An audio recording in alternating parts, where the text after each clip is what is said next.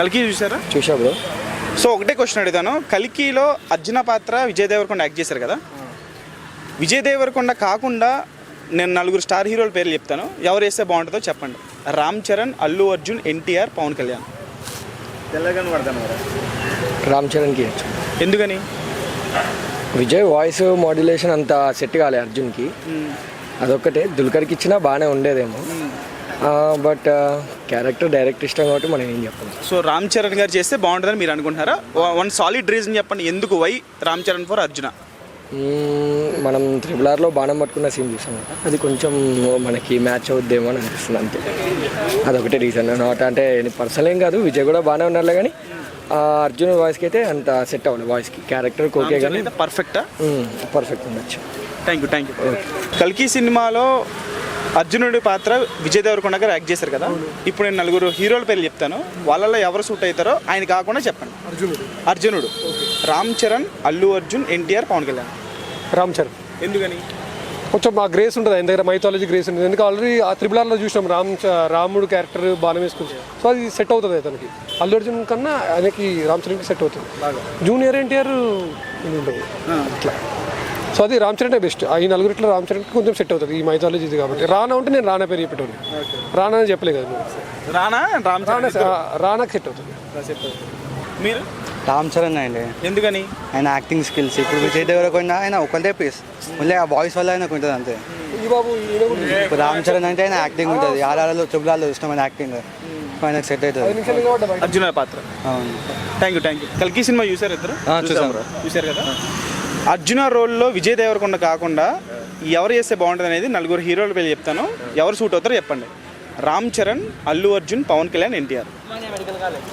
అర్జుననా? రామ్ చరణ్ అయితే కొంచెం better bro. ఎందుకని?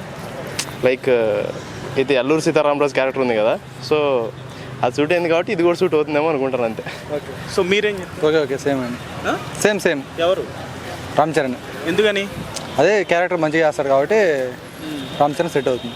అన్నిట్లో కాకుండా లైక్ రానా అయితే కూడా కొంచెం బెటర్ ఏమో అనిపించింది బ్రో నాకు. నేను చెప్పిన పేర్లో రామ్ చరణ్ అయితే సెట్ అవుతాడా అనుకుంటాను. మన తెలుగు హీరోలో నేను చెప్పిన పేర్లలో రామ్ చరణ్, ఎన్టీఆర్, అల్లు అర్జున్, పవన్ కళ్యాణ్ వీళ్ళలో ఎవరైతే సెట్? రామ్ చరణ్ అండి. ఎందుకని? బాడీ బాగుంటుంది. అర్జునుడు అంటే కొంచెం ఫిట్గా ఉండాలిగా, సరిపోతాడు. అదే సాలిడ్ రీజన్. అదే సాలిడ్ రీజన్. హాయ్ బ్రో, కల్కి చూసారా? చూసిన భయ్యా. సో కల్కి సినిమాలో అర్జున రోలు విజయ్ దేవరకొండ యాక్ట్ చేశారు కదా. విజయ్ దేవరకొండ కాకుండా ఒక 4 స్టార్ హీరోల పేర్లు చెప్తా, ఎవరు చేస్తే బాగుంటుందో చెప్పండి. రామ్ చరణ్, పవన్ కళ్యాణ్, అల్లు అర్జున్, ఎన్టీఆర్.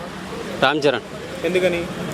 ఈ మధ్య మనం RRR చూసిన తర్వాత పౌరాణిక పాత్రలకు కూడా సూట్ అవుతాడు అనిపించింది. ఎందుకంటే బాణంతో ఒకటి అల్లూరి సీతారాం గేటప్పుడు కనపడదు కదా, అది చూసిన తర్వాత మహాభారతం, రామాయణం లాంటి పాత్రలకు కూడా రామ్ చరణ్ సూట్ అవుతాడని అర్థమైంది. సో ఖచ్చితంగా చెప్పగలరు. బేస్ వాయిస్ కూడా ఉంది, గట్టిగా క్లియర్గా వస్తుంది. ఎన్టీఆర్ అయితే బాగానే ఉంటాడు కానీ కొంచెం స్మాల్గా ఉంటాడు కదా.